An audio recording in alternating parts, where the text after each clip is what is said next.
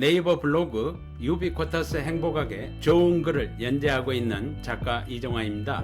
여러분에게 유비쿼터스 행복학과 행복한 나눔이란 주제로 오늘 특강을 하게 되어 기쁘게 생각합니다. 여러분, 오늘 하루를 떠올려 보시겠습니까? 아침에 눈을 뜨면서 어떤 생각이 먼저 드셨나요? 또 바쁜 하루가 시작이구나 라는 무거운 한숨이었을까요? 아니면 오늘도 감사하다라는 미소였을까요? 제가 만난 한 50대 여성분은 늘 가족을 위해 희생만 하다 보니 정작 자신은 늘 지쳐 있었다고 합니다. 그러던 어느 날 아파트 화단에 핀 작은 꽃을 보며 사진을 찍는 습관을 시작했다고 합니다. 그 순간부터 하루가 달라졌다고 말씀하셨습니다. 돈 한 푼 들이지 않았지만 그 습관이 그분의 마음을 환하게 밝혀주었습니다. 여러분, 행복은 멀리 있지 않습니다. 오늘 이 시간은 우리가 그동안 놓치고 있던 유비쿼터스 행복의 진실을 다시 찾는 여정입니다. 저는 오랫동안 행복이란 무엇인지 탐구하고 유비쿼터스 행복학 시리즈라는 책과 블로그를 통해 독자들과 글로 소통해 왔습니다. 얼마 전 제가 강연에서 만난 한 여성분은 이렇게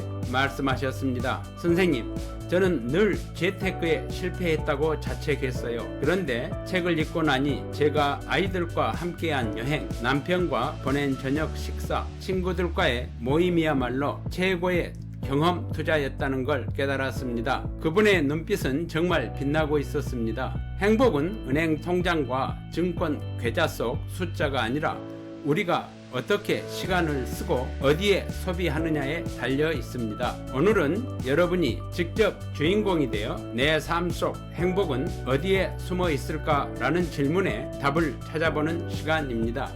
40대, 50대, 60대 여성으로 살아간다는 것은 참 버겁습니다. 자녀 뒷바라지, 부모님 돌봄, 살림과 경제적 부담까지. 그러다 보니 내 행복은 언제나 뒷전이 됩니다. 저는 얼마 전 만나 뵈었던 40대 후반 여성분을 생생히 기억합니다. 그분은 가족을 위해 헌신하느라 본인을 위해서는 단 한 푼도 쓰지 않았다고 합니다. 하지만 결국 건강이 무너지고 나서야 깨달았다고 합니다. 내 삶에도 투자가 필요했구나. 그 뒤 그분은 작은 돈을 아껴 독서 모임에 참여하기 시작했습니다. 그 경험이 삶의 활력을 되찾게 해주었습니다. 여러분, 우리가 행복을 잃는 이유는 바로 나중에라고 미루기 때문입니다. 그러나 행복은 지금이 아니면 결코 오지 않습니다. 유비쿼터스 행복학은 거창한 철학이 아닙니다. 유비쿼터스 해피니스, 즉 언제 어디서나 누구나 지금 이 순간 실천할 수 있는 행복의 지혜입니다. 한 50대 여성은 남편 사업이 실패하면서 경제적 어려움을 겪었지만 아이들과 매일 밤 오늘 고마웠던 일 3가지를 나누는 습관을 만들었습니다. 돈은 그다지 많지 않았지만 마음의 자산이 쌓여갔고 가족은 오히려 더 화목하고 사랑으로 단단해졌습니다. 행복은 특별한 조건이 아니라 내가 어떻게 바라보느냐에 달려 있습니다. 스마트폰이 언제 어디서나 우리 생활에 스며들었듯이 행복도 언제 어디서나 우리 일상의 모든 순간에 깃들어 있습니다. 여러분, 행복은 멀리 있지 않습니다. 한 50대 여성분은 마트에서 쇼핑을 하다가 작은 꽃 한 송이를 사서 집에 두는 습관을 갖고 계십니다.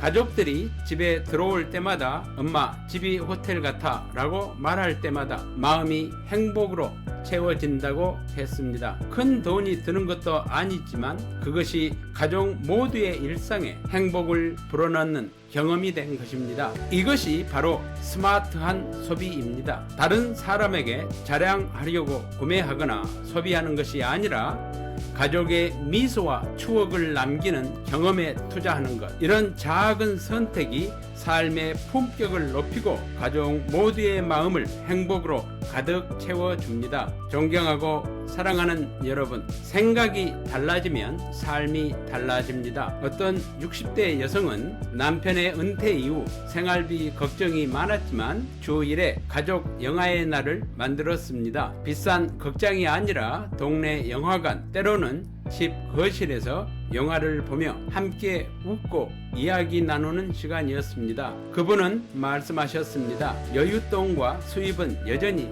빠듯했지만 마음은 오히려 더 풍요로워졌습니다. 여러분, 이와 같이 행복은 소통 속에서 자라납니다. 진심 어린 대화와 작은 경험의 공유가 가족을 행복으로 단단히 붙잡아 줍니다. 여러분의 한마디 따뜻한 말이 가정의 분위기를 행복 에너지로 가득 채울 수 있습니다. 많은 분들이 재테크에 집중합니다. 하지만 행복을 지켜주는 진짜 힘은 스마트한 소비와 경험 투자에 있습니다. 제가 아는 한 60대 여성은 충동적이고 자기 과시욕적인 쇼핑을 하지 않고 그 돈으로 자녀들과 전국 곳곳을 여행하셨습니다. 그때는 친구들이 이해하지 못했지만 지금은 그 추억이 제 연금보다 더욱 든든합니다. 라고 말씀하십니다. 충동적 구매는 후회로 남는 경우가 대부분이지만 이러한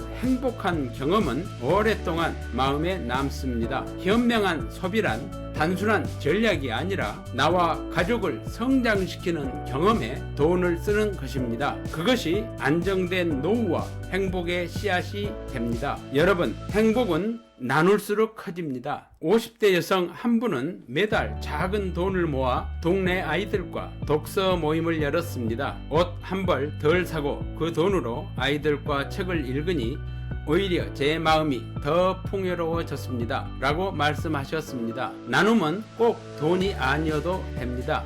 시간을 내어 이야기를 들어주는 것, 작은 관심을 나누는 것도 소중한 나눔입니다. 그것이 우리 삶을 더 풍성하게 하고 한 차원 높은 아름다운 나눔의 행복을 불러옵니다. 여러분, 행복은 복잡하지 않습니다. 다음은 유비쿼터스의 행복 실천 3단계입니다. 첫째, 오늘을 바라보며 오늘의 살아있음에 감사합시다. 둘째, 다른 사람과의 불필요한 비교와 불안을 내려놓읍시다. 셋째, 우리가 지금 가지고 있는 재물, 시간, 재능을 나누고 더 멋진 경험에 투자합시다. 한 여성분은 매달 커피값을 줄여 여행 적금을 들었습니다.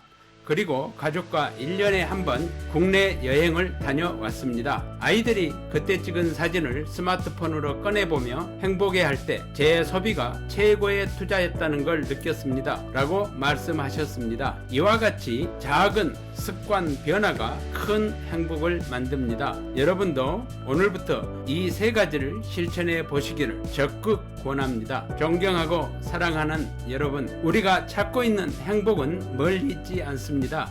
지금 여기 여러분 곁에 이미 존재하고 있었습니다. 제가 만난 한 여성분은 남편 은퇴 이후 불안했지만 경험에 투자하자는 마음으로 친구들과 소박한 여행을 다녔습니다. 여윳돈은 점점 줄어들었지만 마음의 자산은 배가 되어 늘었고 그 덕분에 우울했던 시간이 희망과 기대감으로 바뀌었습니다. 오늘 이 강연이 여러분의 삶에도 작은 불씨가 되기를 바랍니다. 여러분, 이제 함께 외쳐보실까요? 행복은 유비쿼터스입니다. 지금 여기서 시작합니다. 나의 행복은 유비쿼터스입니다. 나는 언제 어디서나 무엇을 하고 있든지 행복합니다. 여러분 모두가 유비쿼터스 행복학으로 100세까지 건강하게 행복하기를 기도하겠습니다. 여러분의 오늘이 어제보다 더 풍요롭고 내일이 오늘보다 더 행복해지기를 축원합니다. 감사합니다.